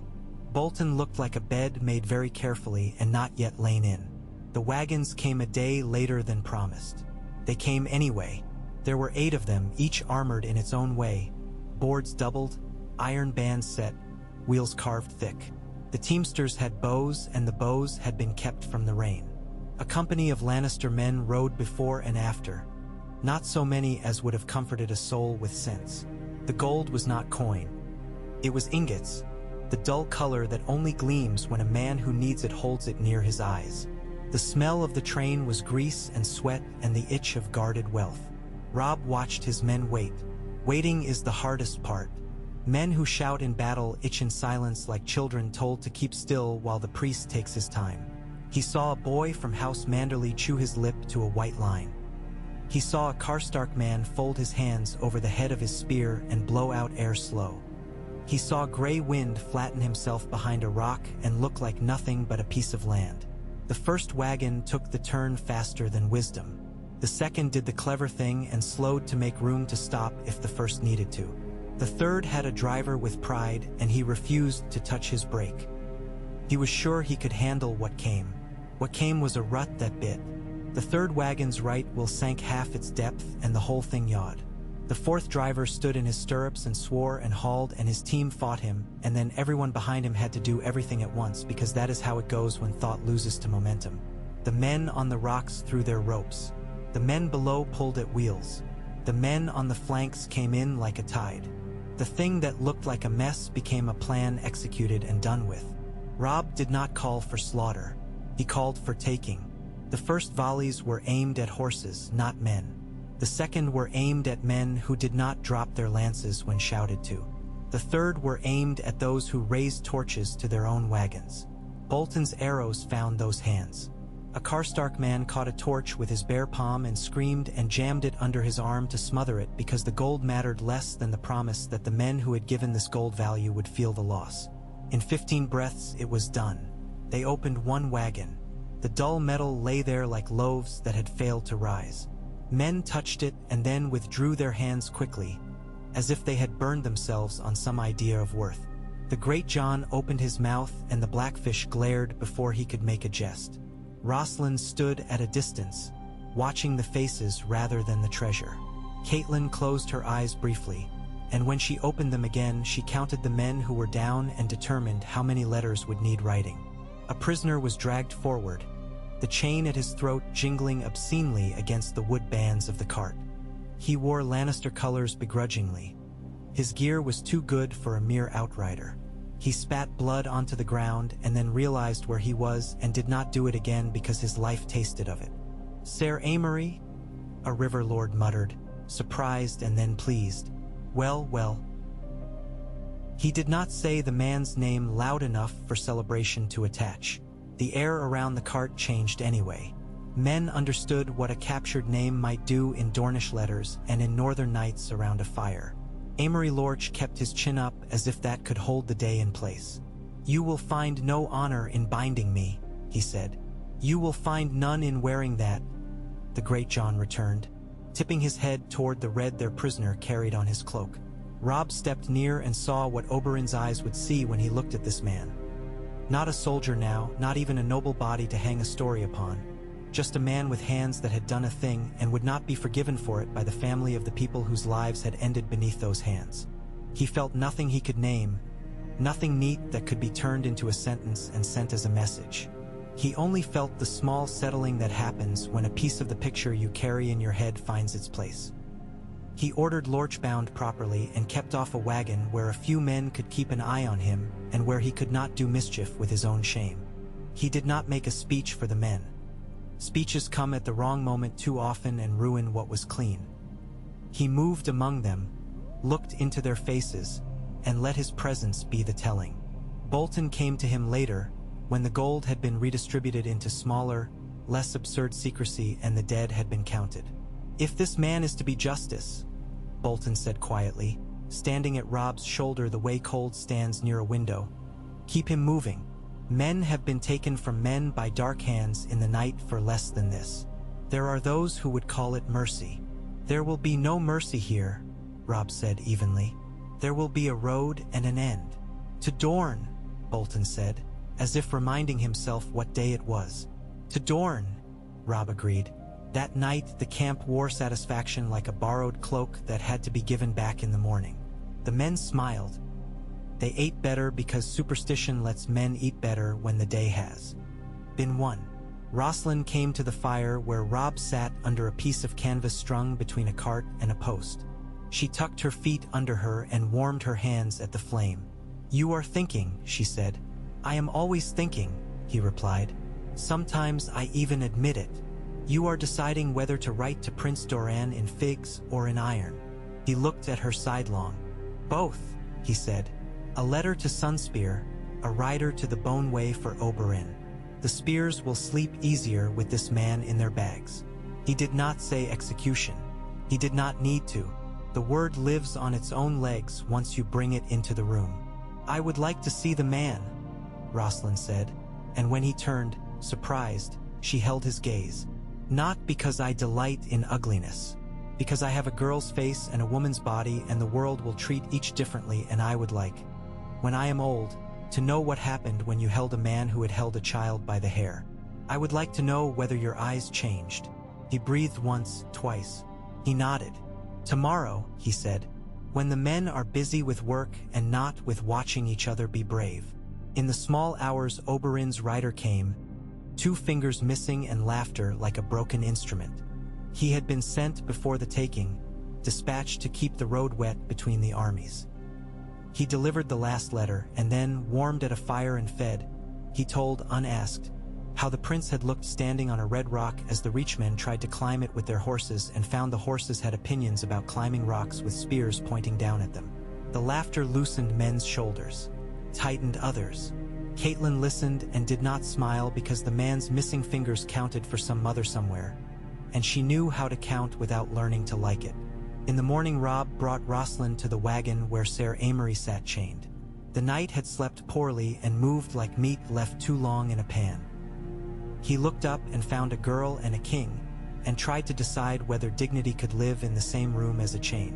He chose to keep his voice clean.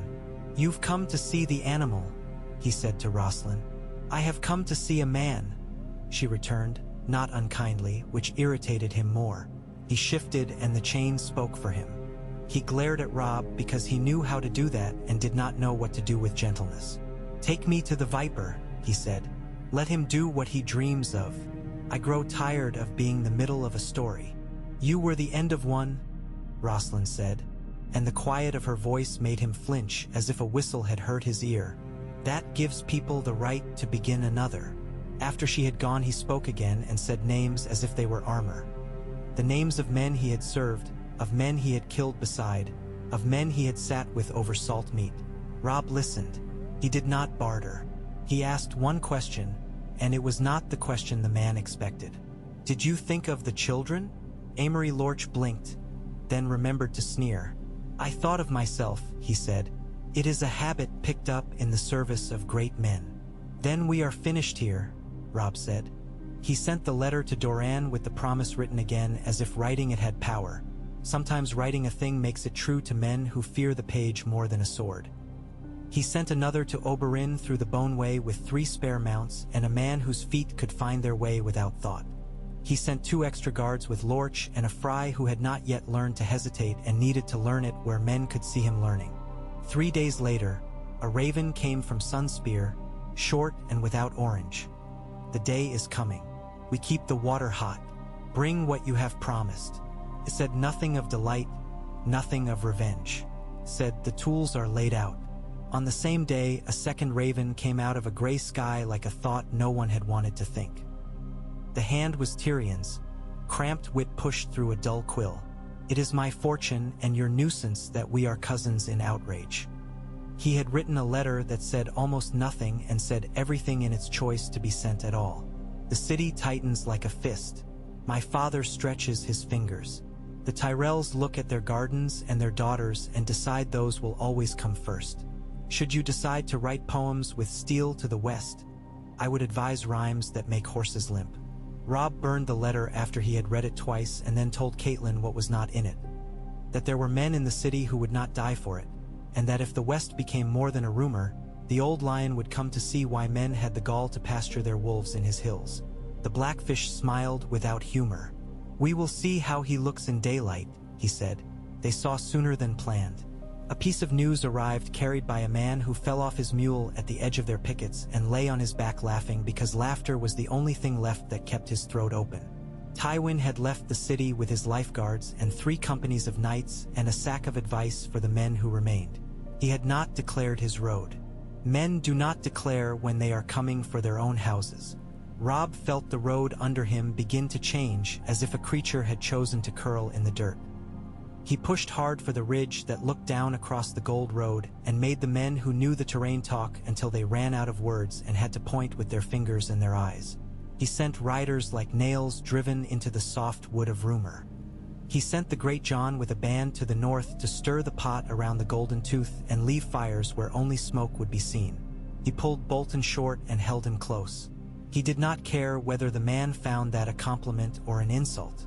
He assembled the spears in the places where spearheads can buy a horse's leg.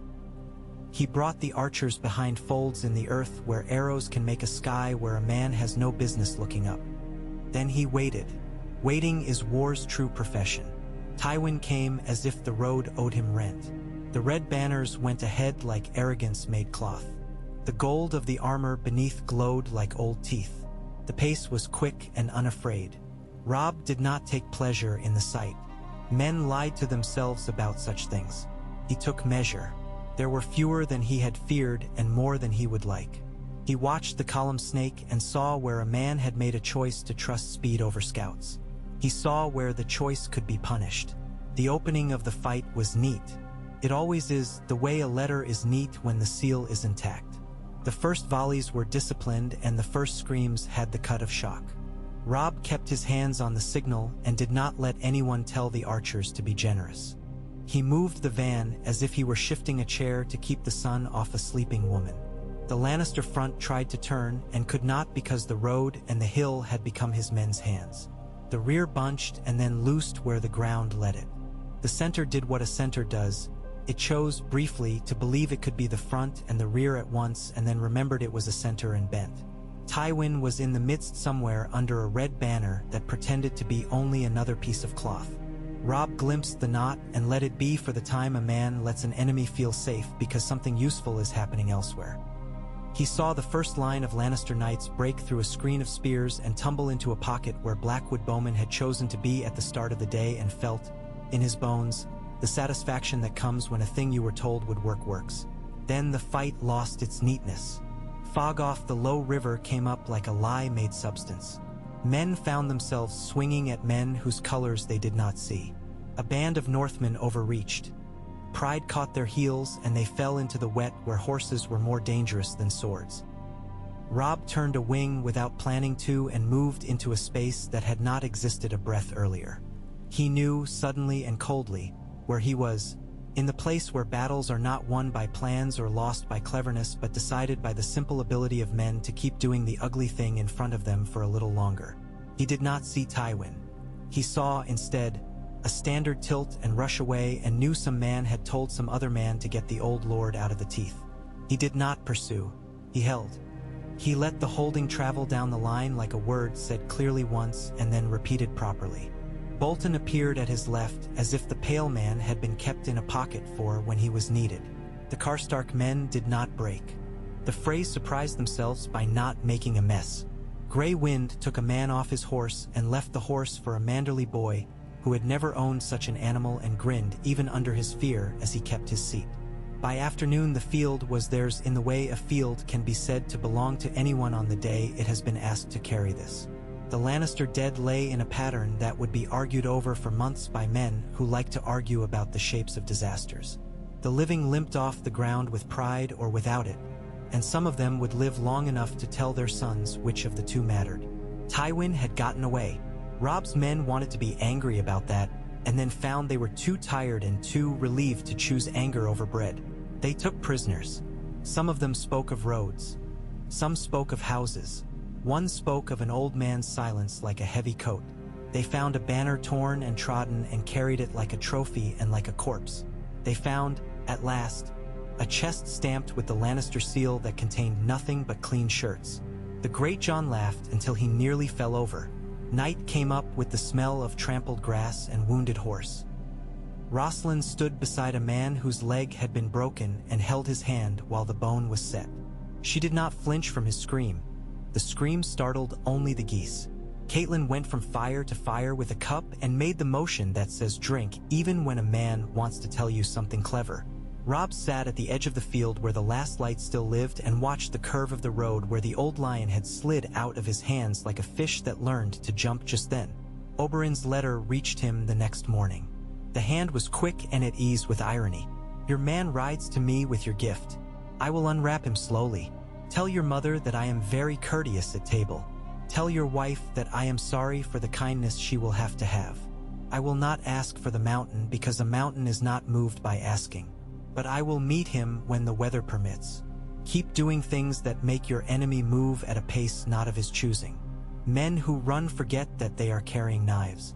Robb read it once and tucked it under a belt he did not wear because letters need to be near the heat of a body for their work. He stood and went to the map table they had made out of a door. The Blackfish had already set the markers. Bolton had already rotated one to face west in the way of men who enjoy the illusion that direction is a choice and not a condition. The Great John leaned with meaty forearms and announced that he was ready for breakfast made of hubris. Catelyn put her finger down on the hill they now owned and said, "This is yours. Think like a hill." "We pull back," Robb said, and the Great John sighed as if denied a pie.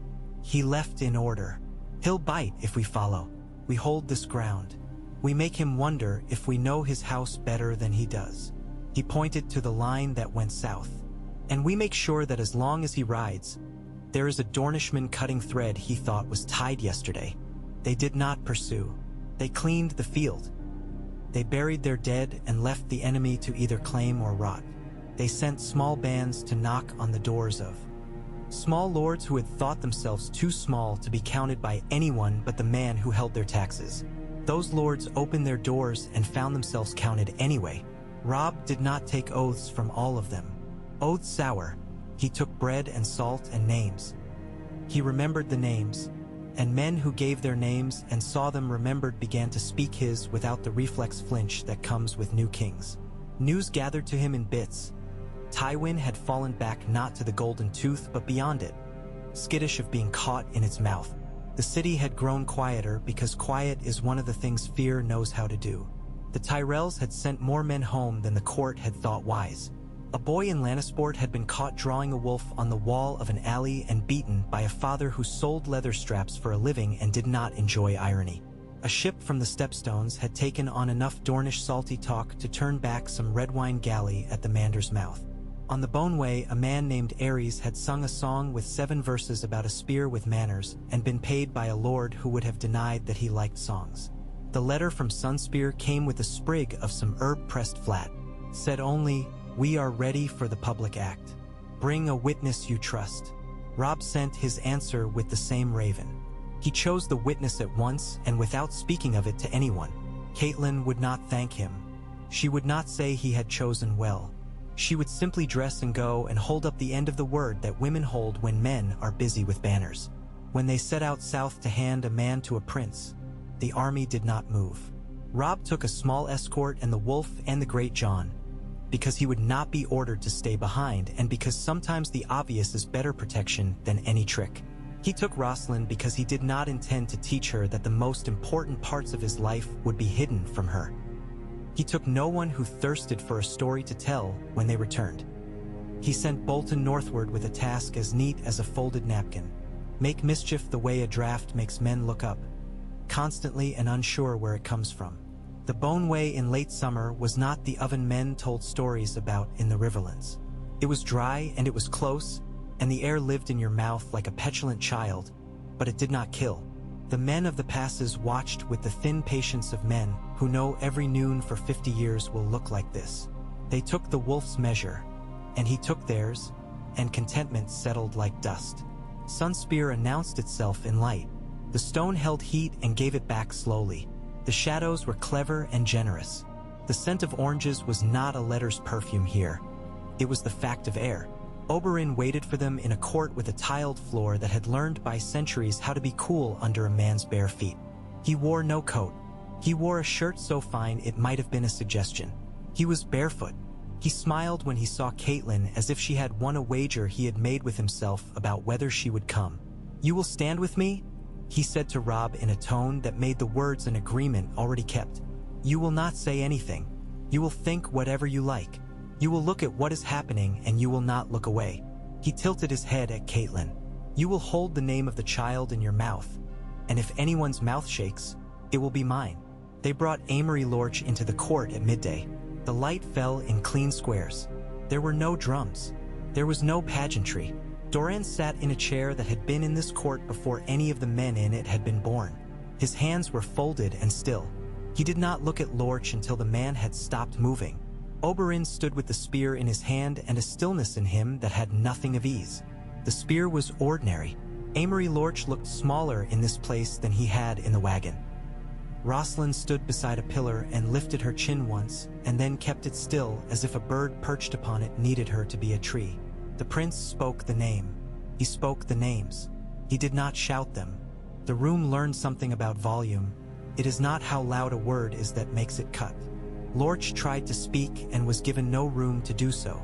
He tried to sneer, and the light made it look like a mask that had not been finished properly. There were witnesses in the shadows, women, men, a boy with shoulders too broad for his age, a girl with hair like steel wool, who held the names like bread in their mouths. When he finished, Dorne gave the smallest nod a man can give and still move his body, and Oberyn did what he had come here to do. He did not play. He did not converse in the language of pain. He made a clean end. The spear went in where men die quickly if you have the courtesy to know where to set it. Lorch fell with the look the body wears when it discovers that there is a door it did not know there, and that he is being shown through it with no time to gather anything he thought he would carry. He bled without drama. Took time. Not much. Enough that men in the room had to stand inside their own heads and find something other than panic to look at while the life went hot to cold. Robb watched. He did not flinch and he did not enjoy. When it was done, when the blood had been dealt with as if it were wine spilled on a good cloth, Oberyn came to him with the spear held upright, a servant returning a tool, and he smiled with a mouth that meant nothing but thanks. "The first," Oberyn said. "Not the last," Robb said. They ate afterward. It was a quiet meal. Dorne took one bite of each dish as if to remind himself of the thing that holds men here after they have done their work. He looked at Catelyn across the low table, and for the first time his face moved in something like grief. "We will not make a theater of it," he said. "We will not ask the world to clap. But we will let the world know that, in the South, men who do such things are known by name and known at the end." He lifted a cup. "To the women who teach the world what to keep." Rosalind drank, and when she set the cup down she wiped her mouth with the back of her hand like a girl. After the meal she found Robb in a shaded walk where water sang to itself in a thin stone channel. "Your eyes did not change," she said. Her voice was clean of triumph or disappointment. "Mine did." She set her palm against the warm wall. "I will keep them and see what they make of me." He took her hand and put his lips to the place where specks of stone had dusted her skin. "I do not know," he said honestly. "If there was a way to do this without making us all worse, I would have bought it with everything I have." She looked at him then with something that had not lived in her gaze before. It was not pity. Pity is a small room. This was the look of a woman who intends to lift something heavy for a long time and has just checked the straps of her harness. "Very well," she said. "Then we will be worse and try to be good anyway." They did not tarry in Dorne. There was no time and no appetite for lingering. Oberyn rode with them as far as the Prince's Pass, telling stories without claiming they were true. He was generous with comfort and stingy with assurances. At the last water, he pulled Robb aside and pointed with his spear. Not a flourish, just a direction. "There will be a moment," he said, "when he comes again too quickly because the idea of you having taken a piece of him is an itch under the skin. You must not scratch. You must not swing. You must make him bleed a little in a place he will never show anyone. Then you withdraw and count how many men hate you for not finishing him. Their number will tell you how close you were to doing it wrong." He touched the spear to the ground lightly. "Then you will see the thing we both know. Your war ends in a room, and not this one, where a man and another man decide whether to keep the world or throw it into the sea. Make sure you know what you will say when the door closes." Robb thought of the door. He thought of a small room cooled by thick stone and a broader room made of a courtyard and of a larger room still made of a field. He thought of saying nothing. He thought of saying his father's name. He said, "I will say the names." "Good," Oberyn said with a flash of teeth. "Make them heavy. They crossed the pass and came back to the army with orange skins still under their nails and a Dorne wind at their backs that died somewhere around the Bitterbridge country, as if it had not been meant to live beyond its soil. They found Bolton where he had been told to be, ahead and to the left, gnawing at small edges. He had done it well. He had not overreached. His men had not become stories the enemy told with smug smiles. He had left men alive to wonder where the next small bite would come from. Tywin came again, and this time there was no fog. The air was as clean as it gets in late summer before the first rumor of leaf shift. The road was dry and honest. Both armies stood and looked. The old lion had brought more men and left some behind. He had chosen to be heavier. Robb had chosen to be wider. They did not meet in the first day. They watched each other in the way two smart dogs do at the edge of a yard with a fence between them. Heads tilted, weight settled, paws quiet unless there's a reason to scratch. Men in both lines went to piss and pretended they did not recognize the faces across the short distance. A boy in red and a boy in gray stared until they made each other laugh and then looked quickly to see if someone had seen. On the second day, Tywin tried the thing any commander would try where the ground lets him, to fold Robb's left where the river made mischief. Robb did not let him. He bent but did not give and let the bend turn into a spring. Men at the center pushed when they were meant to hold. The Great John made a new song and sang it at the wrong time and then at the right. Bolton slid like a knife along the place where spear met shield and pried a little. The line reset and reset again. No one broke. The sun moved. Dust turned men into the same color. Gray wind vanished and reappeared in places where he should not have been and left red behind him without rolling in it. Near dusk, when men's arms have forgotten that they are not made to be tools, Robb saw it. A sliver of carelessness, a moment where a red banner moved as if the man behind it had thought of his dinner. He sent a handful of riders, not many, and told them with his eyes rather than his mouth the shape he wanted. They threaded and ripped and pulled out a knot that made the red bend in an ugly way. He did not press the advantage. He did not run forward to make his name. He let that wound sit overnight like bread rising under a cloth. Tywin withdrew at full dark with discipline. He left the night irritated rather than ashamed. In the morning, before the sun had made the dew into steam, he had gone, not in panic, not in fear, but in acknowledgement that he had not solved the problem these wolves and these river men and this quiet, pale lord and this huge man with laughter and the unknown patience of the South had made for him. He fell back toward his mines in a way that kept him from looking chaste. Robb let him go because pushing is sometimes what your enemy asks of you. They did not cheer. They ate. A Karstark man wept and then found himself surprised to be weeping for no one in particular. Rosalind slept without waking for the first time in weeks and woke with a stiffness that pleased her because it belonged to work and not to fear. Catelyn wrote 3 letters and sealed them and then held them in her hand while the wax cooled and thought of the women who would feel them through the paper. That afternoon Robb went to a hill that had a view of what had not happened and let his legs give way at the top in the way a man sits down to listen to something. It isn't there. Gray wind lay with his head on his knee and huffed in that way he does when annoyed at flies. Robb scratched behind the ear. He looked toward the west where the ground folded into itself and hid wealth as a miser hides a coin in his fist. He looked south where the banners would show themselves again when the sun found them. He looked north towards whether that would resume its habit. He looked at his hands. It is not enough, he told them. But it is not nothing. He kept moving where the maps told him the red would go to lick itself. He did not chase glory. He chased carts and messages and small packs of men who carry the world's blood in their bags.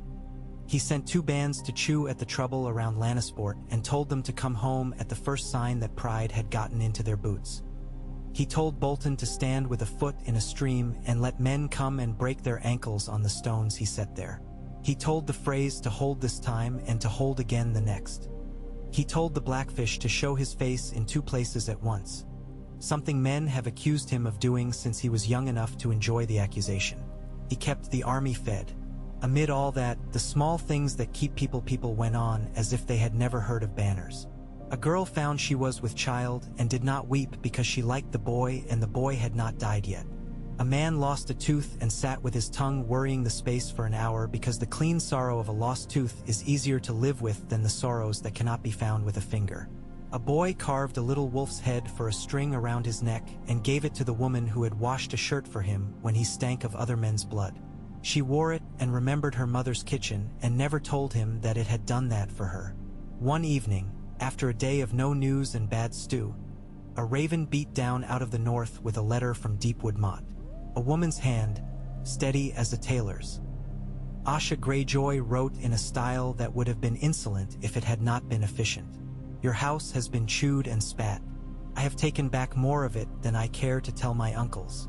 I can be useful to you if you decide to be useful to the sea.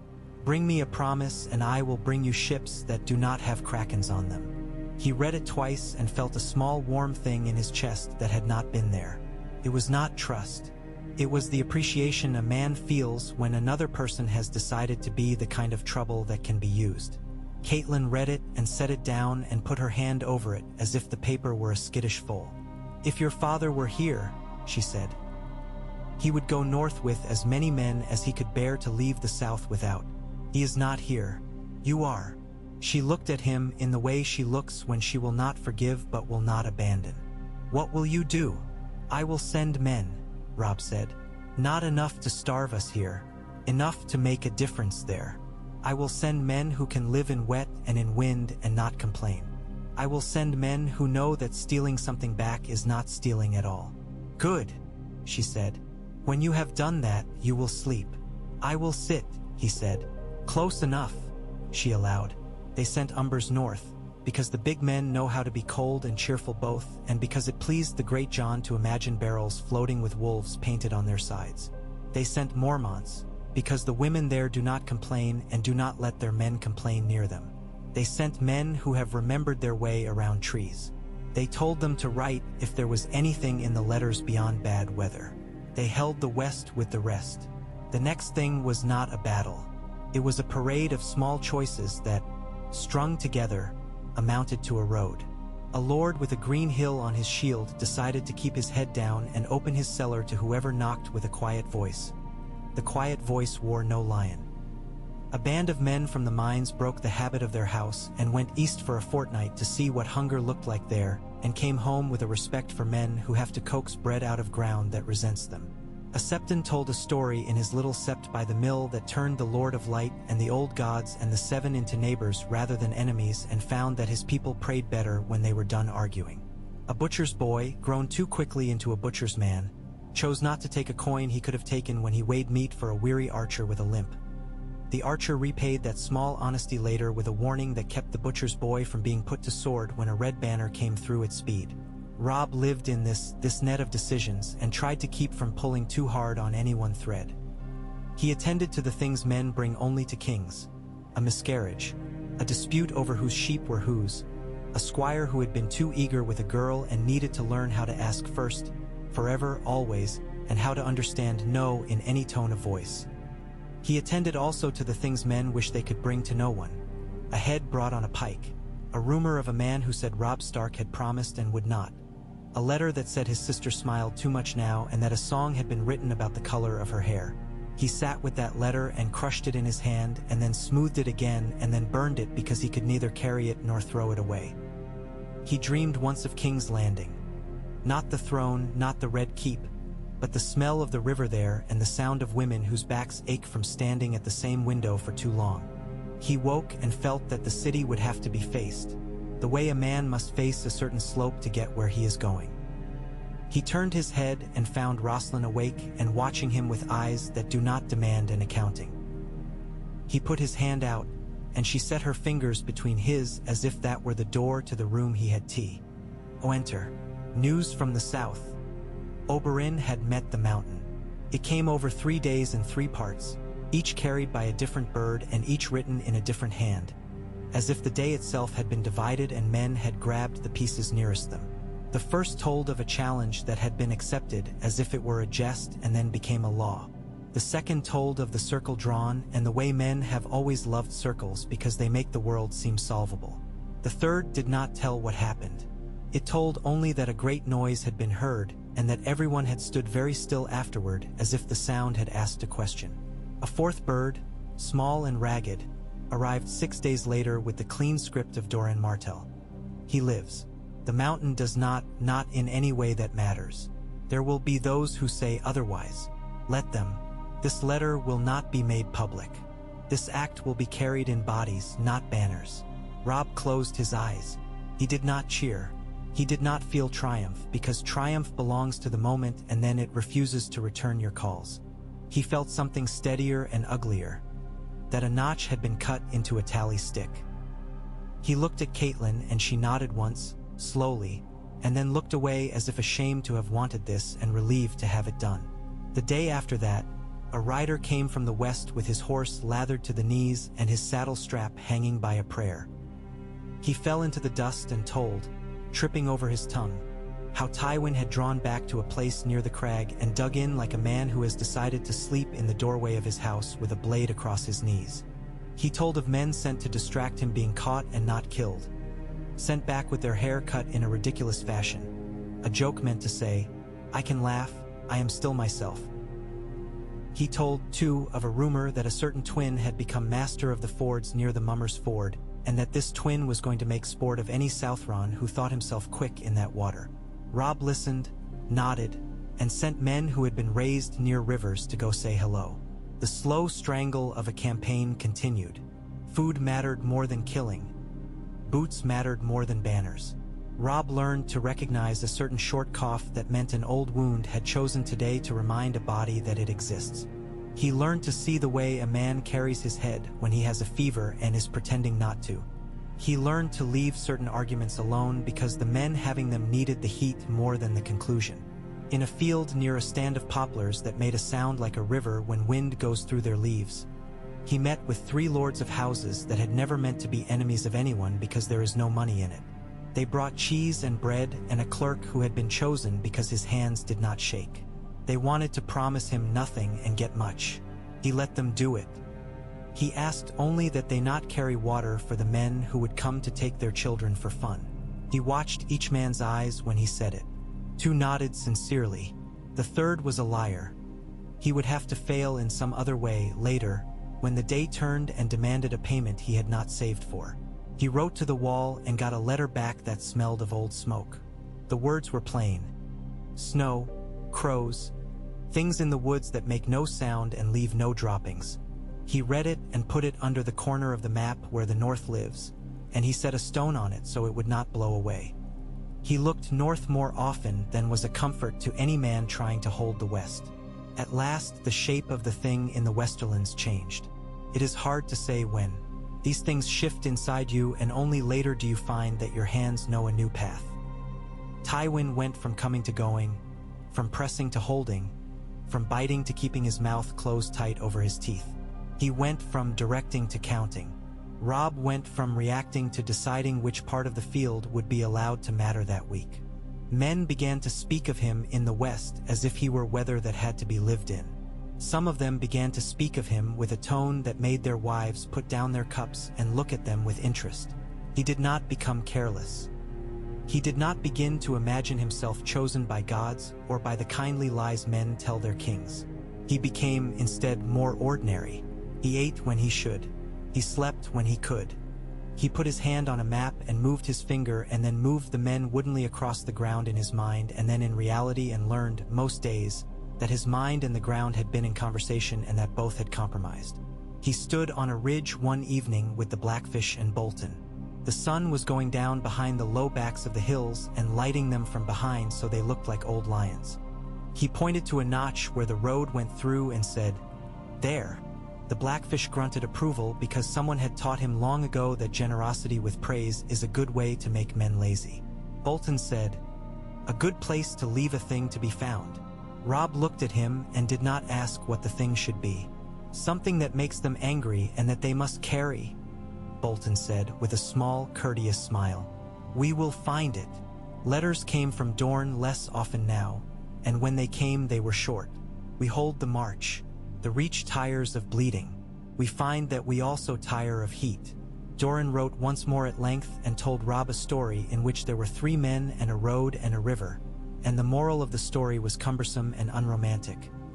That sometimes the man who gets wet is not the man who crossed first nor the man who crossed last, but the man who decided to wade where the river looks shallow and found it deeper than he is tall.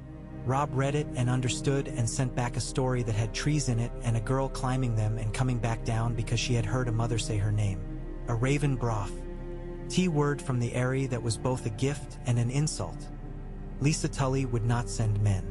She would send grain if paid, and if the carts were escorted by men she trusted, and if the gods smiled, and if the snows did not decide to come early out of spite. Caitlin read the letter and sat down and put her hand over her mouth and laughed once. Short, shocked at herself. "It is well," she said finally. "The grain is useful. The rest is weather. We will dress for it." Robb dressed for it. He pulled men east and he sent men west. He burned a field when it needed to be burned, and he spared a mill when it needed to be spared. He asked a boy with ink on his fingers whether he would like to come learn to make maps. And the boy said yes with the seriousness children save for things they think might carry them out of the place where they were born. He told the great John to stop singing when it was time to be quiet and let him sing when the men needed their chests thumped from the inside. He walked, once, by himself in the gray before dawn with the wolf at his heel, and no one else but the shapes of carts like dark animals sleeping. He came to a place where a stream crossed the road and stood and watched water decide to leave where it was and become something else. He could smell the day coming. He could feel in his bones that it would be a day like other days and that this was not a failing. He thought of his father and of the quiet way the man's face had held light in a window at dusk. He thought of the door Oberyn had told him about and the room beyond it. He thought of saying the names, and he said one now, aloud, to the water, to the wolf, to the trees, to the sky that would not care and that would also carry the sound. Then he turned and went back to tell men where to put their feet. He did not need anyone to see him. He did not need anyone to know what he had said. He needed only to keep moving, which is the thing people forget kings are made to do. Somewhere east, in a city that smelled of 1,000 bad choices, a woman with golden hair looked into a glass and saw the shape of herself in it and found it almost the same as before. Somewhere south, a prince whose lungs had learned patience coughed and then did not cough for a long time and looked at his daughter over the rim of a cup and said nothing because everything had been said. Somewhere west, an old man in red and gold worked a piece of metal between his fingers and thought about coal. Somewhere north, a boy with a black cloak pulled tighter stood on a wall that men who live in heat cannot imagine, and he looked out and tried to distinguish between what was moving and what his eyes wanted to see. Robb stood where he stood and counted what could be counted. He named what could be named. He held the promise together with both hands. He watched the road. He kept the wolf near. He kissed his wife's palm and told her a bad joke so she would have something easy to carry until night. He took a breath and made ready to do it all again.